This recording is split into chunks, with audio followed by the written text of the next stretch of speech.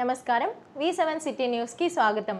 గత 1.5 సంవత్సర కాలంగా రాయలసీమ రంగస్థలి అధ్యక్షులు మరియు బీజేపీ సాంస్కృతిక విభాగం జిల్లా అధ్యక్షులు గుండాల గోపీనాథ్ రెడ్డి ఆధ్వర్యంలో నగరంలోని కళాకారులు, భక్తులు ప్రతి శనివారం ఆధ్యాత్మిక నగరమైన తిరుపతిలో నగర సంకీర్తన కార్యక్రమం నిర్వహిస్తున్న విషయం విదితమే.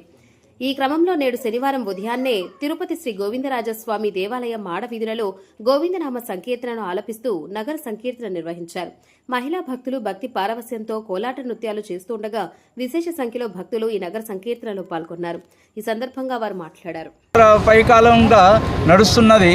అందరూ ఉత్సాహంగా మానసిక ఉల్లాసంతో అడుగులు వేస్తూ తప్పట్లు కొడుతూ భజన చేస్తూ ఉండడం వలన ఈ సందర్భంలో మనం ఒకటి గుర్తు చేసుకోవాలి. మన ప్రక్రియ ఏదైతే ఉన్నదో మన బుద్ధిని, మనస్సును ప్రశాంతత కూడా చేకూరుస్తుంది. కాబట్టి భగవద్గీతలందరూ కూడా నగరంలో ఉండే మన ప్రజలందరూ కూడా దీనిలో పాల్గొని ఆ యొక్క సుఖాన్ని, ఆ సంతోషాన్ని, ఆ భగవద్భక్తిని గ్రహించాలని కోరుకుంటూ సెలవు తీసుకుంటాం.